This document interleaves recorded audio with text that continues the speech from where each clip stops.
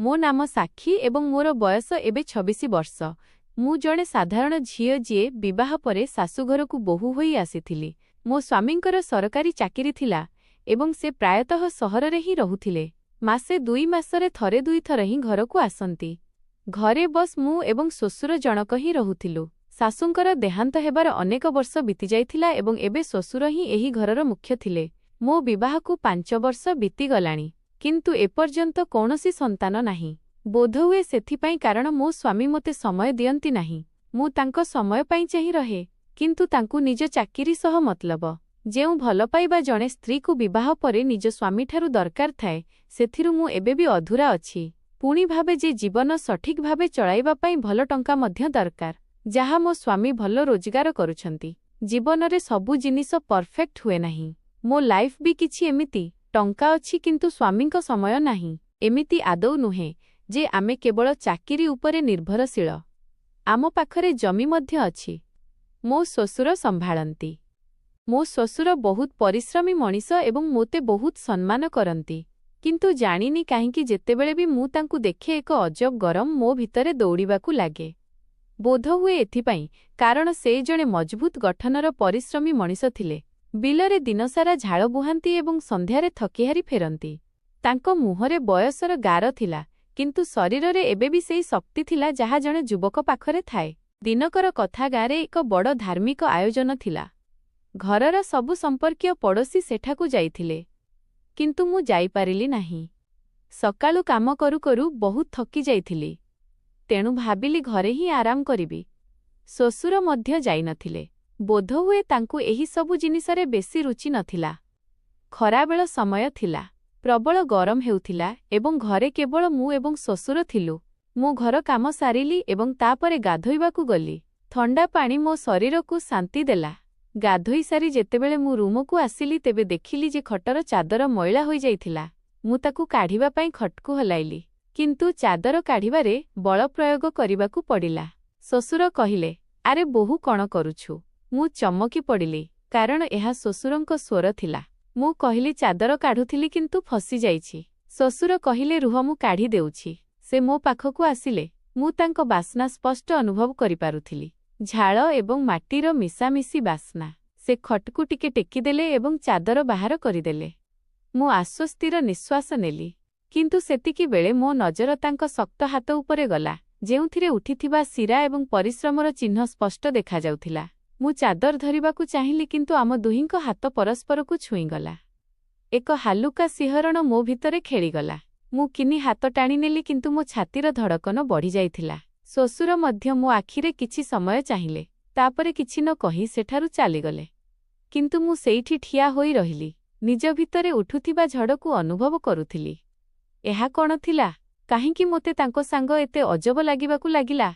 कौन एहा जणे बोहू एवं श्वशुरर संपर्क बाहरे थिला? कारण सेही दिन परठारु मु निजकु बदलिबार अनुभव करिबाकु लागिली। श्वशुरंक सामनाकु आसिबा मात्रे हृदस्पंदन तेज होई जाउथिला। हाथ गोड़ ठंडा पड़ी जाउथिला। एमिति आगरु केबे होई नथिला, किंतु एबे प्रतिथर जेतेबेले से मो पाखरे हुअंती मु अजब अशांति अनुभव करुथिली। परदिन सकाळे जेतेबेले मु रोसेई घरे रोसेई करुथिली, सेतिकी बेले श्वशुर बाहरु फेरिले। शरीररे हालुका माटी लागिथिला। बोधहुए बिलरु आसुथिले। से कहिले, "बोहू, चा होइछि कि?" मु कहिली, "हाँ बस आणुछि।" मु ट्रेरे चा रखिली एवं तांको सामनारे रखिदेली। से चुपचाप बसी चा पीबाकु लागिले। मु मध्य सेइठी रोसेई घर पाखरे ठिया होइथिली। मु अजाणତରେ तांको आडुकु चाहिली। तांको आखिरे एक अलगा गंभीरता थिला, जेमिति से किछि कहिबाकु चाहुछंती, किंतु कहिपारु नाहांती। मोते जानिनी काहींकि तांको नजररु बंचिबाकु इच्छा हेला। मु मुंड नुआई देली एवं शीघ्र रोसेई घरकु चालीगली। किंतु जेमिति जेमिति दिन बीतिला, मु बुझीगली जे एबे मु आग भली रही नाही। सेदिन गाँरे वर्षा हेउथिला। बिजुली चाली जाइथिला एवं घरे बसदीपर हालुका आलुओ थिला। मु अगणारे ठिया होइथिली। वर्षा बुंदार ठंडा पवन मो मुहंकु छुंथिला।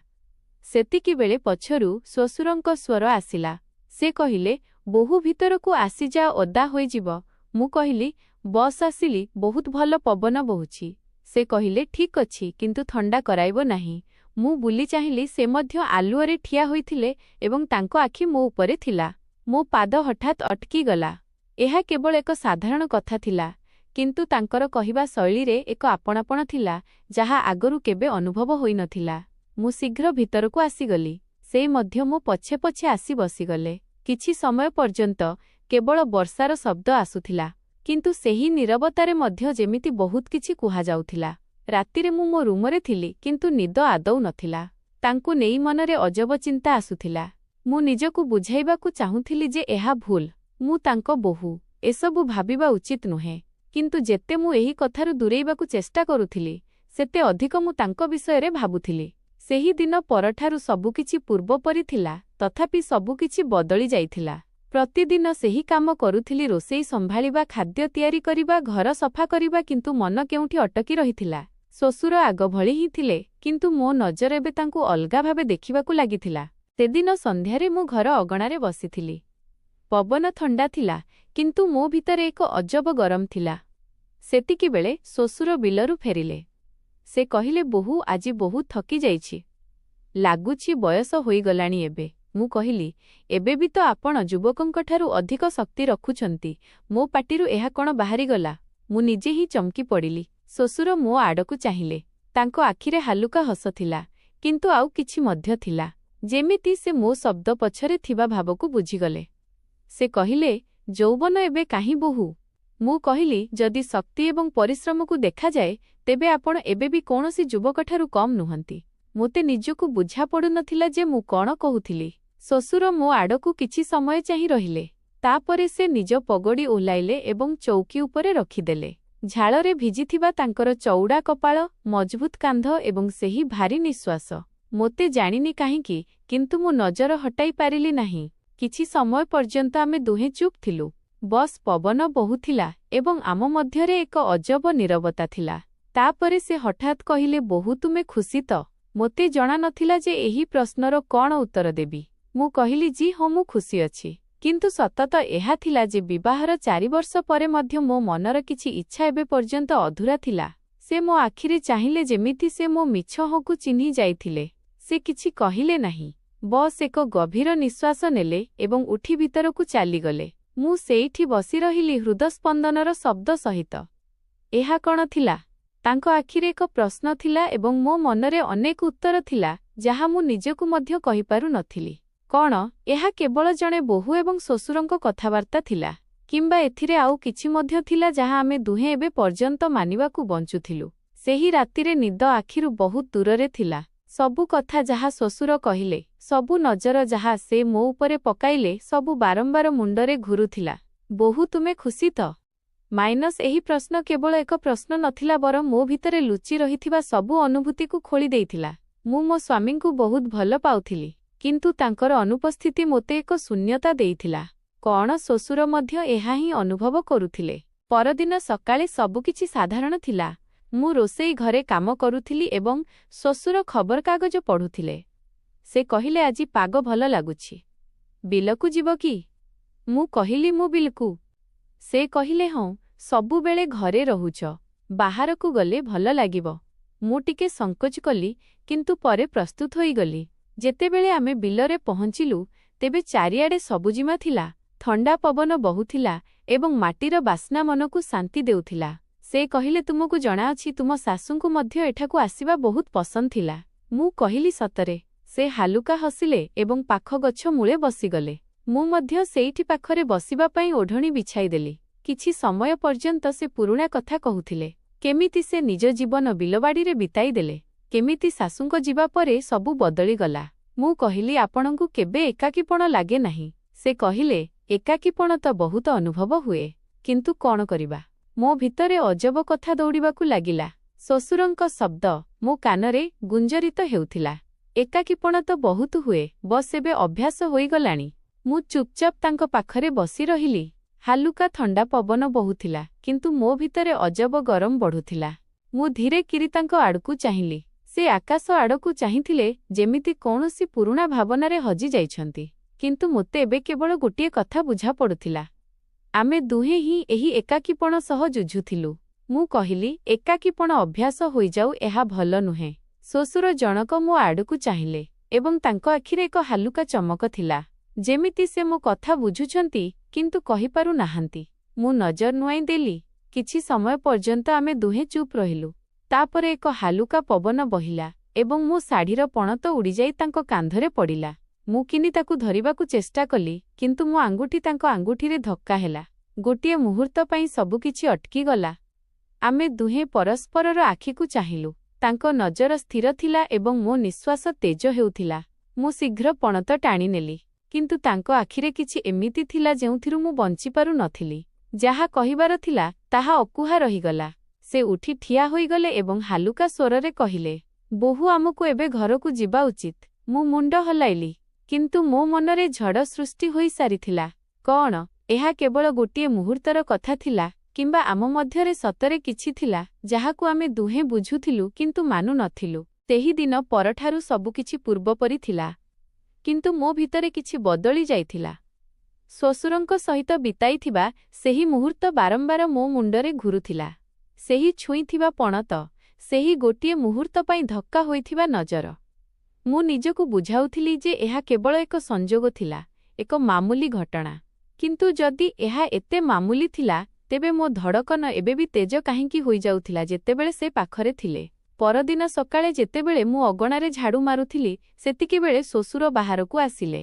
ମୁଁ କିନି ନଜର ନୁଆଇଁ ଦେଲି କିନ୍ତୁ ମୋତେ ଅନୁଭବ ହେଲା ଯେ ସେ କିଛି କହିବା ପାଇଁ ଅଟକିଥିଲେ। କିଛି ମୁହୂର୍ତ୍ତ ପର୍ଯ୍ୟନ୍ତ କେବଳ ଆମ ମଧ୍ୟରେ ନୀରବତା ଥିଲା। ତାପରେ ସେ କହିଲେ, ବୋହୂ, ଆଜି ହଳ କରାଇବାକୁ ହେବ ବିଲରେ। ତୁମେ ସେଠାକୁ ଯିବ କି? ମୁଁ କହିଲି, ବିଲକୁ। ସେ ହାଲୁକା ହସ ସହିତ କହିଲେ, କାଲି ତୁମକୁ ବିଲ ଭଲ ଲାଗିଥିଲା ତେଣୁ ଭାବିଲି ଆଜିର କାମ ମଧ୍ୟ ଦେଖାଇଦେବି। ମୁଁ ମୁଣ୍ଡ ହଲାଇଲି କିନ୍ତୁ ମନରେ ଏକ ଅଜବ ହଲଚଲ ଥିଲା। ଯେତେବେଳେ ଆମେ ବିଲରେ ପହଞ୍ଚିଲୁ ତେବେ ସୂର୍ଯ୍ୟ ଅସ୍ତ ହେବାକୁ ଥିଲା। ପବନ ଥଣ୍ଡା ହୋଇସାରିଥିଲା ଏବଂ ହାଲୁକା ଓଦାଳିଆ ଭାବ ମାଟିରେ ଅନୁଭବ ହେଉଥିଲା। ଶ୍ୱଶୁର ଟ୍ରାକ୍ଟର ଚଲାଉଥିଲେ ଏବଂ ମୁଁ ପାଖରେ ଠିଆ ହୋଇ ତାଙ୍କୁ ଦେଖୁଥିଲି। ମୁଁ ଭାବିଲି କେତେ ପରିଶ୍ରମୀ ଏତେ ବୟସରେ ମଧ୍ୟ ବିନା ଅଟକି କାମ କରୁଛନ୍ତି। କିଛି ସମୟ ପରେ ସେ ମୋ ପାଖକୁ ଆସିଲେ ଏବଂ ନିଜ କପାଳରୁ ଝାଳ ପୋଛି କହିଲେ, ଥକିଗଲ? ମୁଁ କହିଲି ନାହିଁ କିନ୍ତୁ ଆପଣଙ୍କୁ ଦେଖି ଲାଗୁଛି ଯେ ଆପଣ ଥକି ଯାଇଛନ୍ତି। ସେ ହାଲୁକା ହସିଲେ ଏବଂ ପାଖ ନଳକୂଅରୁ ପାଣି ବାହାର କରିବାକୁ ଲାଗିଲେ। ମୁଁ ତାଙ୍କ ପାଖକୁ ଯାଇ ଢାଳଟି ଧରିଲି ଏବଂ କହିଲି, ମୁଁ ସାହାଯ୍ୟ କରିବି କି? ସେ ମୋତେ ଦେଖିଲେ। ତାପରେ ହାଲୁକା ହସ ସହିତ କହିଲେ, ବୋହୂ, ତୁମ ହାତରୁ ବଢ଼ା ହୋଇ ପାଣି ମିଳିଗଲେ ଶକ୍ତି ଆହୁରି ବଢ଼ିଯିବ। ମୋ ହାତ ଥରିଗଲା। ଏହା କେବଳ ଏକ ମଜାକ ଥିଲା କିମ୍ବା ତାଙ୍କ କଥାରେ କୌଣସି ଅନ୍ୟ କଥା ଲୁଚି ରହିଥିଲା? ମୁଁ ଶୀଘ୍ର ଢାଳଟି ତାଙ୍କୁ ବଢ଼ାଇଦେଲି ଏବଂ ନିଜକୁ ସମ୍ଭାଳିବାକୁ ଲାଗିଲି। ଯେତେବେଳେ ଆମେ ଘରକୁ ଫେରିଲୁ ତେବେ ମୁଁ ବହୁତ କିଛି ଭାବୁଥିଲି। ଏହା ଯାହା ହେଉଥିଲା ତାହା ଠିକ୍ ନଥିଲା। ମୁଁ ତାଙ୍କ ନିକଟରେ କାହିଁକି ଅନୁଭବ କରୁଥିଲି?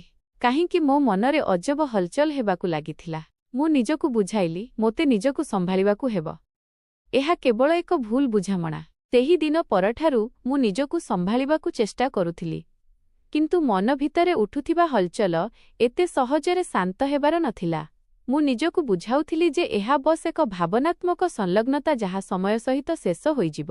କିନ୍ତୁ ଯେତେ ମୁଁ ଏଥିରୁ ବଞ୍ଚିବାକୁ ଚେଷ୍ଟା କରୁଥିଲି ସେତେ ଏହା ମୋତେ ନିଜ ଆଡ଼କୁ ଟାଣୁଥିଲା। ସେହି ସନ୍ଧ୍ୟାରେ ମୁଁ ରୋଷେଇ ଘରେ ଥିଲି। ଶ୍ୱଶୁର ଖଟିଆରେ ବସିଥିଲେ ଏବଂ ମୁଁ ତାଙ୍କ ପାଇଁ ଚା ତିଆରି କରୁଥିଲି। ସେ କହିଲେ, ବୋହୂ, ଯେତେବେଳେ ପୁଅ ଆସିଯିବ ତେବେ ତୁମକୁ ଏବେ ମୋ ପାଇଁ ଚା ତିଆରି କରିବା ମଧ୍ୟ ଦରକାର ପଡ଼ିବ ନାହିଁ। ମୁଁ ହାଲୁକା ହସ ସହିତ କହିଲି, ଏବେ ତ ଅଭ୍ୟାସ ହୋଇଗଲାଣି ଆପଣଙ୍କୁ ମୋ ଚା'ର। ସେ ହସି କହିଲେ, ଅଭ୍ୟାସ କେବେ କେବେ କଷ୍ଟକର ମଧ୍ୟ ହୋଇଯାଏ ବୋହୂ। ମୁଁ ତାଙ୍କ ଆଡ଼କୁ ଚାହିଁଲି ଏବଂ ହାଲୁକା ସ୍ୱରରେ କହିଲି, ହୁଁ ଶ୍ୱଶୁର ଜଣକ, କିଛି ଅଭ୍ୟାସ କଷ୍ଟକର ହୋଇଯାଏ ଏବଂ ପରେ ମଣିଷକୁ ବୁଝାପଡ଼େ ନାହିଁ ଯେ ସେ ଠିକ୍ କରୁଛି କି ଭୁଲ। ଶ୍ୱଶୁର ଚା କପ୍ ଉଠାଇଲେ କିନ୍ତୁ ଏବେ ତାଙ୍କ ଆଖିରେ ଗଭୀରତା ଥିଲା।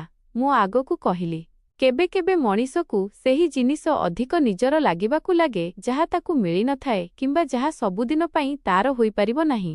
ଏବେ ତାଙ୍କ ହାତ ହାଲୁକା ଅଟକିଗଲା। ସେ ମୋ ଆଖିରେ ଚାହିଁଲେ ଯେମିତି ସେ ମୋ ଶବ୍ଦର ଗଭୀରତାକୁ ବୁଝିଯାଇଛନ୍ତି। କିନ୍ତୁ ପର ମୁହୂର୍ତ୍ତରେ ସେ ନଜର ନୁଆଇଁ ଦେଲେ ଏବଂ ଚା ପିଇବାକୁ ଲାଗିଲେ। ବୋହୂ, କିଛି ଜିନିଷ ଯେତେ ଦୂରରେ ରହେ ସେତେ ହିଁ ଭଲ। ମୁଁ ହାଲୁକା ମୁଣ୍ଡ ନୁଆଇଁ ଦେଲି। ସେହି ରାତିରେ ଯେତେବେଳେ ମୁଁ ଶୋଇଥିଲି ତେବେ ବହୁତ ସମୟ ପର୍ଯ୍ୟନ୍ତ ଭାବୁଥିଲି, କ'ଣ ସତରେ ମୋ ମନ ଭଟକି ଯାଇଥିଲା କିମ୍ବା ମୁଁ କେବଳ ସେହି ଭଲ ପାଇବା ଏବଂ ଆପଣାପଣ ଖୋଜୁଥିଲି ଯାହା ମୋତେ ନିଜ ସ୍ୱାମୀଙ୍କଠାରୁ ମିଳିବା ଉଚିତ ଥିଲା। ଯଦି ଜଣେ ସ୍ତ୍ରୀକୁ ନିଜ ସ୍ୱାମୀଠାରୁ ସମୟ ଏବଂ ଭଲ ପାଇବା ନ ମିଳେ ତେବେ ସେ ଏହାକୁ ଅନ୍ୟ କେଉଁଠି ଖୋଜିବାକୁ ଲାଗେ। ବୋଧହୁଏ ମୋ ସହିତ ମଧ୍ୟ ଏହା ହିଁ ହେଉଥିଲା। କିନ୍ତୁ ଏବେ ମୋତେ ବୁଝା ପଡ଼ିଯାଇଥିଲା ଯେ ସତ ସୁଖ ସେଇଥିରେ ଅଛି ଯାହା ଆମର ନିଜର ଏବଂ ତାକୁ ନିଜ ସ୍ୱାମୀର କେତେ ଦରକାର ଥିଲା। ଯଦି ଏହି ଏକାକୀପଣ ରହିଥାନ୍ତା ତେବେ ଏହା କୌଣସି ବି ଭୁଲ ଦିଶାରେ ଯାଇପାରିଥାନ୍ତା। ସେ କିଛି ଭାବିଲେ ଏବଂ ନିଷ୍ପତ୍ତି ନେଲେ ଯେ ଏବେ ତାଙ୍କୁ କିଛି କରିବାକୁ ହେବ। ବିନା କହି ପୁଅକୁ ସବୁକିଛି କହିଦେଲେ। ରାତିରେ ଯେତେବେଳେ ମୁଁ ମୋ ରୁମରେ ଥିଲି ତେବେ ଶ୍ୱଶୁର ନିଜ ପୁଅକୁ ଫୋନ୍ କଲେ। ସେ କହିଲେ, ପୁଅ ଏବେ ତୁମକୁ ଘରକୁ ଫେରି ଆସିବା ଉଚିତ। ତୁମ ସ୍ତ୍ରୀ ତୁମର ଆବଶ୍ୟକତା ଅନୁଭବ କରୁଛି ଏବଂ ଯଦି ତୁମେ ତାକୁ ନିଜ ସମୟ ଦେବ ନାହିଁ ତେବେ ବୋଧହୁଏ ବହୁତ କିଛି ଭୁଲ ହୋଇପାରେ। ଆରମ୍ଭରେ ସ୍ୱାମୀଙ୍କୁ ବିଶ୍ୱାସ ହେଲା ନାହିଁ, କିନ୍ତୁ ଯେତେବେଳେ ଶ୍ୱଶୁର ଭଲରେ ବୁଝାଇଲେ ତେବେ ସେ ମାନିଗଲେ।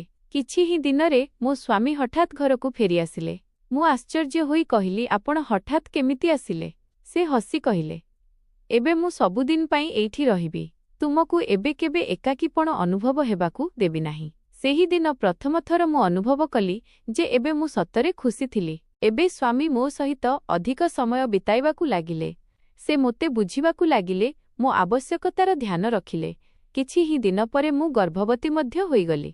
ମୋତେ ଏବେ ବି ବିଶ୍ୱାସ ହେଉନଥିଲା ଯେ ଏସବୁ ଏତେ ଶୀଘ୍ର ହେଉଛି। ଏବେ ମୁଁ ପୂର୍ଣ୍ଣ ନାରୀ ହୋଇସାରିଥିଲି। ଏବେ ମୋ ସ୍ୱାମୀ ମୋତେ ସେହି ସବୁ କିଛି ଦେବାକୁ ଲାଗିଲେ ଯାହା ଜଣେ ପତ୍ନୀକୁ ଦରକାର ହୋଇଥାଏ। ଏବଂ 9 ମାସ ପରେ ଆମ ଘରେ ଝିଅଟିଏ ଜନ୍ମ ହେଲା। ଆମେ ସମସ୍ତେ ଏବେ ବହୁତ ଖୁସି ଥିଲୁ। ଶ୍ୱଶୁର ସବୁକିଛି ଦେଖି ବସ୍ ହାଲୁକା ହସ ଦେଉଥିଲେ। ସେ ନିଜକୁ କହିଲେ, ଏବେ ସବୁ ଠିକ୍ ହୋଇଗଲା। ଏବେ ଏହାକୁ ମୋ ଦରକାର ନୁହେଁ ବରଂ ନିଜ ସ୍ୱାମୀର ଭଲ ପାଇବା ମିଳିଯାଇଛି। ଏବେ ସେ ମଧ୍ୟ ସନ୍ତୋଷ ଅନୁଭବ କରୁଥିଲେ ଯେ ସେ ନିଜ ବୋହୂକୁ ସଠିକ୍ ରାସ୍ତା ଦେଖାଇଲେ। ତେବେ ବନ୍ଧୁଗଣ, ଜଣେ ପତ୍ନୀକୁ ନିଜ ସ୍ୱାମୀର ଭଲ ପାଇବା ଏବଂ ସମୟ ମିଳିବା ବହୁତ ଜରୁରୀ, ନଚେତ୍ ସେ କେଉଁଠି ଅନ୍ୟତ୍ର ଏହାକୁ ଖୋଜିବାକୁ ଲାଗେ। ଯଦି ସମ୍ପର୍କକୁ ସଠିକ୍ ଦିଶା ଦିଆନଯାଏ ତେବେ ତାହା ଭୁଲ ରାସ୍ତାରେ ଯାଇପାରେ। ଜଣେ ଶ୍ୱଶୁରର ପ୍ରକୃତ ଦାୟିତ୍ୱ ଏହା ହିଁ ହୋଇଥାଏ ଯେ ସେ ନିଜ ବୋହୂକୁ ଝିଅ ପରି ଭାବନ୍ତୁ ଏବଂ ତାକୁ ସଠିକ୍ ମାର୍ଗ ଦେଖାନ୍ତୁ।